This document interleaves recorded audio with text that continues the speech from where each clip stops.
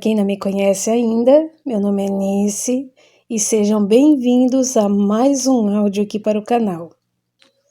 E hoje nós teremos o capítulo 7 do livro Cabocla. No capítulo anterior, Jussara conta como foi trabalhar como enfermeira no hospital. Lá, conheceu vários casos e várias pessoas e teve grande aprendizado. Agora que vocês relembraram o capítulo anterior, vamos para os recados. Gente, deixe seu like, compartilhem, comentem, me ajudem a fazer o canal crescer. Ele deu uma paradinha, mas eu sei que juntos nós vamos reerguer o canal, certo? Então indique o canal para mais pessoas. Isso tudo faz com que o YouTube entenda que o canal é bom, o conteúdo é bom e faz com que esses conhecimentos cheguem a mais pessoas. Então vocês estarão me ajudando e ajudando outras pessoas, certo? Então vamos para o capítulo 7. Fui escravocrata. Estava sempre escutando amigos falarem de suas outras existências, de suas encarnações anteriores. Eu não tinha curiosidade. O que havia sido não me importava, mas sim o que poderia ser e o que seria no futuro. Era a única de nossa casa que não sabia do passado. Embora tivesse alguns lances de recordações, não dava importância. Depois de anos na colônia, resolvi assistir a algumas palestras sobre o assunto. Fazemos parte do passado, e o nosso está em nós, e dele não podemos fugir. Podemos ignorá-lo, mas tudo o que vivemos está registrado na nossa memória espiritual. Sei que para muitos essas lembranças devem vir em tempo certo e elas nos servem de incentivos para melhorarmos.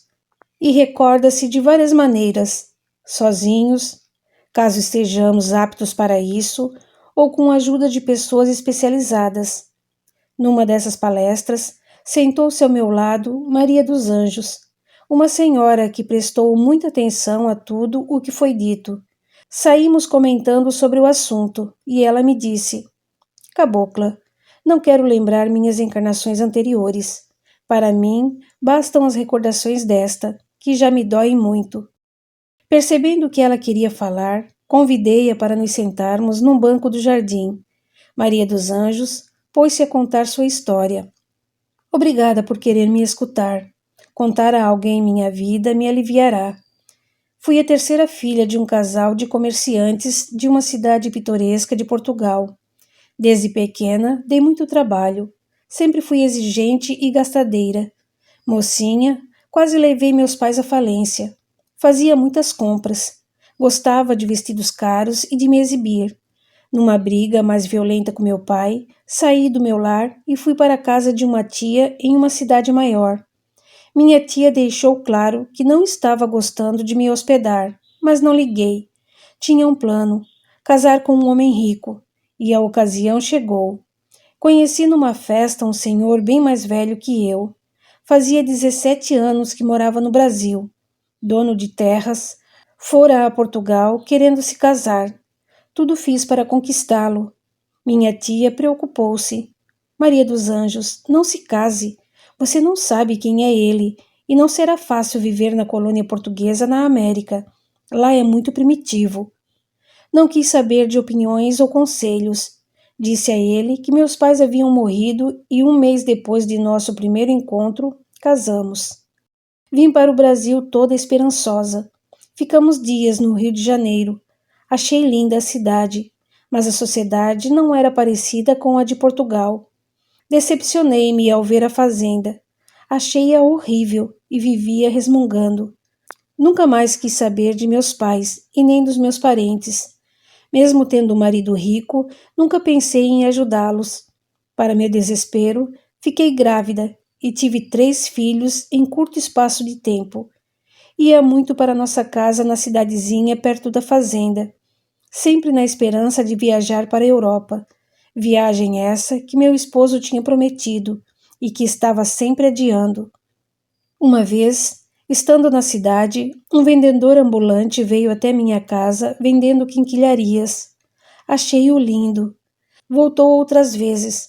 Resolvi ir embora com ele. Sair em aventura pelo mundo. Fugi de madrugada, deixando marido e filhos para nunca mais saber deles. No começo, o gosto da aventura me deixou contente. Depois, vi que nada valia a pena. Tínhamos pouco dinheiro e todos os lugares, para mim, eram cidadezinhas. Tive uma filha e a deixei à porta de uma casa. Depois, aprendi a fazer um chá abortivo e, quando achava que estava grávida, o tomava. Também o fazia para vender. Vivi anos viajando de um lado ao outro, só que envelheci e um dia despertei e não encontrei meu amante. Ele havia partido sem mim. Arrumei um emprego na taberna e passei a beber em demasia. Desencarnei numa manhã fria de um ataque do coração. Sofri muito no umbral, até que cansada quis melhorar. Fui socorrida e aqui estou, me esforçando para modificar-me. Você não acha, cabocla, que não preciso de mais recordações, que já tenho muitas? Sorri, compreendendo-a. Ela continuou a falar. Não dei valor à família. Meus pais tanto sofreram por mim, por minha atitude, que quase os levei à ruína por não saberem de mim. Nunca escrevi uma carta para eles. Abandonei meus filhos, um marido honesto que tudo fazia para dar o que eu exigia. Ele não foi atrás de mim. Resolveu criar os filhos sozinho. Depois de algum tempo, casou-se novamente. Eles sentiam o meu abandono, principalmente os filhos, que tiveram muita vergonha de minha atitude. E a filha que eu abandonei não ficou na casa rica em que eu a larguei. Os moradores não a quiseram e um outro casal pobre a criou. Voltarei a reencarnar assim que me for permitido e não terei família, na tentativa de aprender a dar valor a uma. Certamente sofrerei o abandono dos pais, aos quais não dei valor na última encarnação. Não terei lar e nem a bênção de ser mãe. Sente-se forte para tudo isso? Indaguei. Tem certeza de que tem necessidade de passar por tudo isso? Mereço outra coisa? Não, cabocla, não mereço. Tenho consciência de meus erros. Não aprendi por amor, mas estou a fim de aprender e, me conhecendo, acho que a dor me levará a compreender muitas coisas. Despedimo-nos. Já era tarde e tínhamos nossos compromissos. Fiquei pensando em Maria dos Anjos. Ela certamente sabia, mais do que ninguém, o que seria melhor para ela. Temia fracassar novamente, se não tivesse sérias dificuldades. Tomara que ela, ao passar por tudo o que planejou, não se revolte, porque muitos, se esquecendo de que foram eles mesmos que planejaram as dificuldades, se revoltam, piorando sua situação. Numa tarde, conversava com Manu no jardim de nossa casa. Tinha algumas horas livres e meu filho voltaria logo ao trabalho. Estava muito contente por ele. Tinha recebido um cargo de instrutor em uma parte do hospital. Segurando minha mão, ele falou emocionado. Sou muito grato, profundamente grato a Deus, a todos os que têm me ajudado e a oportunidade de voltar ao corpo físico muitas vezes. Manu, você não teve rancor do feitor que o castigou? Indaguei, lembrando como foi sua desencarnação. Não tive rancor dele. Senti mais por ele tê-la machucado. Já o perdoei, embora ele não me tenha pedido perdão. Desencarnou e vaga pelo umbral, sofrendo muito. Já tentei ajudá-lo por diversas vezes, mas ele não aceita meu auxílio. Odeia a todos. Porém, sei que chegará um dia em que compreenderá a gravidade de seus erros e que seu sofrimento não lhe foi imposto. É a consequência de seus atos. Filho, você sabe o que fez no passado para ter tido uma encarnação como escravo? Por ter passado por essa lição tão difícil? Perguntei. Difícil? Não, mamãe, não vejo minha vida assim. Foi uma prova para a qual me sentia apto. Reencarnei e saí vitorioso e contente por ter conseguido. Infelizmente, não posso dizer isso das minhas outras encarnações. Tenho me esforçado nas últimas e melhorado. Antes de reencarnar como Manu, na minha penúltima encarnação, me preparei. Queria vir para o Brasil e lutar contra a escravidão, tornar a vida dos negros escravos no Brasil mais humana. E por isso resolvi ser padre. Com o poder que tinha a igreja, seria mais fácil realizar o que planejei. E assim foi. Reencarnei em Portugal, fui para um convento e vim para o Brasil, perto de um tio que também era sacerdote e que havia tempo estava na colônia. Logo que cheguei, me escandalizei com o modo de vida dos escravos. Gostei do meu tio e o admirei. Era um sacerdote sério e inteligente, que me tratou como filho. Passei a ajudá-lo em sua paróquia, que era numa cidade que prosperava. Só que ele pensava, acreditava mesmo, que negro não tinha alma, que eram seres inferiores, animais para servir os brancos. Não era errado tê-los, só que piedoso não gostava que judiassem deles.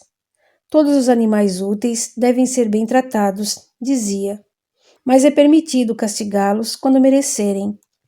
Não pensava como ele, mas como admirava sua sabedoria, seus conhecimentos, acabei acatando suas ideias. Não fiz o que planejei. Fui um sacerdote que procurou confortar, ajudar, mas só os brancos. Desencarnei jovem por causa de uma febre dos países tropicais. Não vaguei. Fui socorrido por negros escravos que bondosamente me levaram para um posto de socorro. Então, entendi o quanto errara e chorei muito. Deixei de fazer algo. Quem pode e não faz, cria débitos que geram sofrimentos, e eu sofri mesmo estando socorrido. Pedi para reencarnar negro e escravo, para aprender que somos todos irmãos, e aprendi. Também queria provar a mim mesmo que era capaz de receber uma ofensa e perdoar. Provar a si mesmo que sabe perdoar? Falei. Manu sorriu com seu jeito agradável e respondeu, me dando uma preciosa lição. Muitos se esquecem de que nosso planeta, nosso querido e abençoado lar terreno, é também de provas, tanto assim que escutamos sempre. Está sofrendo pelo seu karma negativo. Mas há também provas. É como os viciados em tabaco que dizem: vou parar de fumar, mas só vencem o vício quando o abandonam por anos. Mas aquele que nunca foi viciado em tabaco não precisa provar que é capaz de ficar sem fumar. Aquele que sempre perdoou não precisa provar que é capaz de fazê-lo. Nunca deixou de fazer. Tenho um amigo que quis passar pela prova de estar doente, sentir muitas dores e não se revoltar, não blasfemar contra Deus. Fato que já lhe havia acontecido. Passou e venceu. Sente-se um vitorioso. Venceu em si algo que tinha como vício. Revoltar-se diante de seu sofrimento. Também sei de um senhor que está, no momento, encarnado, que é um trabalhador no seu serviço material e incansável no trabalho do bem. É doente, para muitos, enfermo a ponto de não fazer nada, e outros dizem que sofre pelo seu karma negativo. Mas não, é prova que ele escolheu. Trabalha mesmo com deficiência, doente. Seu protetor nos disse que ele anteriormente já usou de doenças fictícias para não trabalhar. Agora serve como as reais doenças que inventava. Há um abrigado no hospital que quer reencarnar e pedir como prova ser cego, porque ele acha que com essa deficiência provará a si mesmo que será capaz de fazer muitas coisas úteis e ajudar outros que tenham a mesma dificuldade que ele. Não sei se isso lhe será permitido, porque existe a possibilidade de ele se revoltar se não estiver ou se sentir preparado para isso. É sempre estudado cada caso. Manu fez um pequeno intervalo e continuou. A senhora, trabalhando na enfermaria, sabe que muitos dizem: perdoo. Mas, diante de uma circunstância em que se é vítima, perdoarão ou não? Sabemos realmente perdoar? Eu necessitava passar por essa prova. Desencarnei injustamente, sob tortura, e em nenhum momento senti ódio. Perdoei de coração o Sr. Lisberto, desejando-lhe bem, tanto que já quis ajudá-lo. Um dia conseguirei, porque eu o amo como um irmão e vejo nele um necessitado. Estamos quase sempre querendo provar algo a nós mesmos. Provar que vencemos um vício, que realmente adquirimos virtudes. Meu próximo objetivo é reencarnar e provar a mim mesmo que farei o bem sem exigir nada, nem agradecimento, e nem sentir que tenho crédito. Fazer por amor. Manu despediu-se me beijando. Fiquei sozinha no nosso pequeno jardim, pensando no que meu filho disse, e as lembranças vieram. Foram tão fortes que senti como se as estivesse vivendo novamente. Vi-me em trajes longos e pretos. Fui um sacerdote. Desde pequeno queria ser padre. Nasci em Portugal, numa família de classe média muito religiosa, que se alegrou com minha vocação. Depois de um tempo que já era padre, vim para o Brasil, amando da congregação. Aqui, em terras brasileiras, na época colônia de Portugal, me escandalizei com os índios. Achei-os preguiçosos, sujos e despudorados. Analisei-os e concluí, sem duvidar, que índios não tinham alma e que não serviam para nada. Mesmo vitimados por doenças oriundas dos brancos que os levavam à morte, não me apiedava. Até os ajudei, certa vez, a ir para o interior, para as matas fechadas.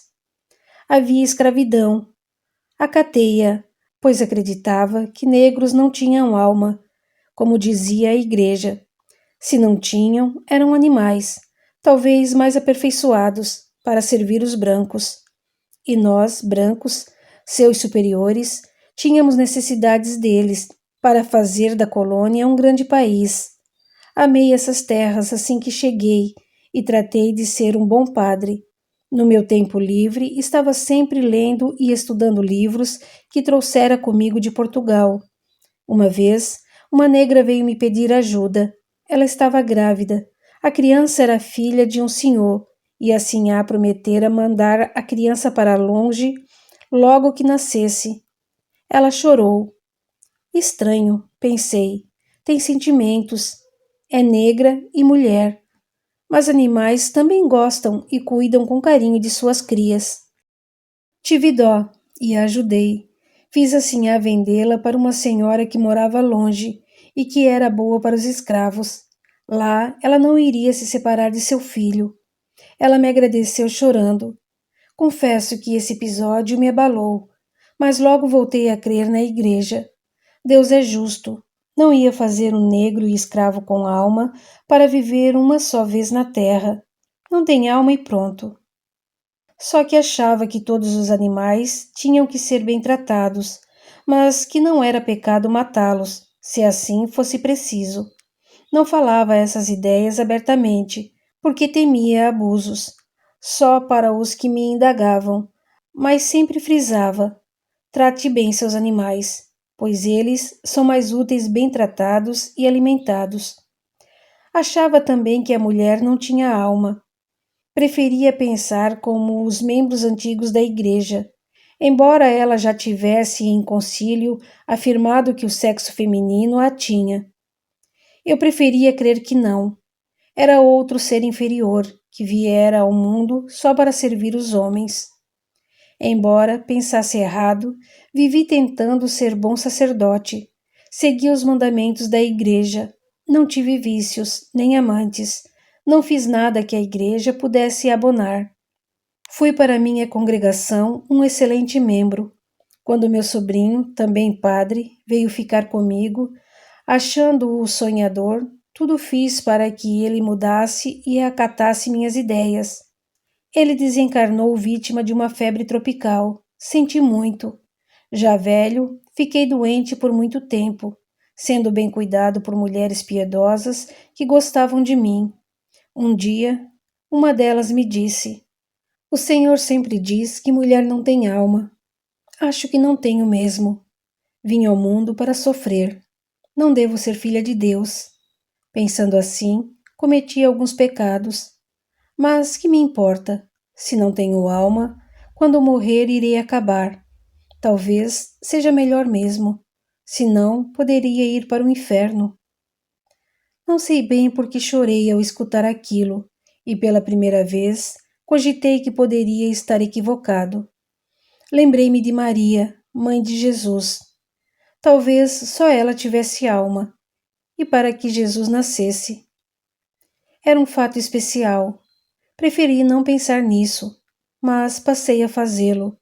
Comecei a chorar, tristonho. Poderia ter passado toda a minha vida erradamente, e comecei a pedir a Deus. Deus Pai, se errei, me perdoe. Não sabia se errara ou não. Fiquei em conflito e sofri muito mais com isso do que com as dores do corpo enfermo. Desencarnei, dormi para acordar num outro leito, em um lugar estranho, e ao meu lado, meu sobrinho me dando as boas-vindas. Tio, como está? Perguntou ele com carinho. Estava errado? Diga-me. Estive errado? Indaguei aflito. Sim, titio, estivemos errados, respondeu ele. Chorei muito. Não fiquei muito tempo no plano espiritual e me foi dada a bênção de reencarnar. Aí fui Jussara, mulher, filha de Índia e escrava. As recordações findaram e eu fiquei chorando. Mamãe, eu te amo, disse Manu me abraçando. Você foi meu sobrinho. Fiz mal a você. Por que voltou? Não ia trabalhar? Estive preocupado com a senhora. Deixei uma colega no meu lugar e voltei para vê-la. Fui a causa do sofrimento de muitos. Mamãe, disse Manu carinhosamente, não se lamente assim. Escutamos a quem queremos. Eu era livre para acatar suas ideias ou não. Para mim, foi mais cômodo escutá-la que atender a minha consciência. Se seguisse meus planos, teria mais trabalho. Seria muito mais difícil ser abolicionista. Optei pelo mais fácil. Como é perigoso incutir nas pessoas ideias erradas. Fui um escravocrata, um fariseu, de quem Jesus disse: ai daquele que não entra no reino de Deus e impede que outros o façam. Mamãe, eu tinha o Evangelho, os ensinamentos de Jesus, e deveria tê-lo como meta. Não fiz isso. A culpa foi minha, respondeu Manu. Enxuguei as lágrimas do meu rosto e falei suspirando. Você está sendo bondoso, me isentando dos erros. Não estou dizendo que não teve culpa. Somos eu e a senhora culpados. Sou responsável pela minha parcela e não quero jogar a falta que me cabe em outros. Achava um índio selvagem, um animal indomável e ocioso que não deveria existir, e fui filha de uma. Lamentei. Mas compreendeu que o índio é um espírito que começa a ter noções do progresso, que os brancos deveriam amá-lo, respeitá-lo e ajudá-lo a progredir no bem. Não chore mais, mamãe. Lembre-se de sua última encarnação, disse meu filho, passando as mãos com muito carinho pelos meus cabelos. Você sofreu. Recebeu por filhos as pessoas que mais influenciou. Para impedir que eu fosse castigado, fui machucada. Desencarnou para que os outros conseguissem a liberdade. Foi uma mãe dedicada, uma pessoa bondosa e sofreu sem se revoltar. Recomecei a chorar. Manu deixou que eu desabafasse. Como os erros nos pesam, mesmo já tendo colhido de sua plantação. Senti que não bastava tê-los espiado, mas que era necessário ajudar os que erraram pela minha insensatez. Ainda bem que não dizia minhas ideias a todos. Temia abusos, exclamei. Sim, temia que houvesse mais castigos com os pobres animais que julgava serem os escravos. Manu, perdoe-me, pedi. Por favor, mamãe, não me peça perdão. Não tenho nada para lhe perdoar. Mas, se isso a tranquiliza, perdoo. E mais, te amo. Obrigada. Passei uns dias tristes. Mas tristeza não paga dívidas. Embora eu as tenha pago pela dor, quis contribuir pelo amor. Fui ao departamento de auxílio e pedi: quero ajudar os que prejudiquei. Jussara, disse bondosamente a atendente, certamente terá ocasião de ajudar os que acha ter prejudicado. Mas nem sempre quem prejudicamos carece de nossa ajuda. Pelo que sei, ninguém a culpou ou deixou de perdoá-la. Talvez um dia possa caminhar com algum deles e aí poderão ser companheiros de jornada, como já foi com muitos na sua última encarnação. Tem razão, respondi. Vou continuar fazendo o que me compete. Quero me fazer apta para ser útil com sabedoria. Quando reencarnar, pensei, quero provar a mim mesma que serei capaz de amar a todos igualmente. Será, Jussara? Disse a atendente, lendo meus pensamentos, que já não o fez? Dessa vez não amou negros, brancos e índios igualmente? Sorri e agradeci. Entendi que para recordar o passado necessitava estar amadurecida, embora cada um se sinta ao fazê-lo de um modo. Manu não se abalou ao recordar. Eu sofri, não queria ter agido assim, e certamente não agiria novamente, e continuei fazendo o que me era designado com mais amor.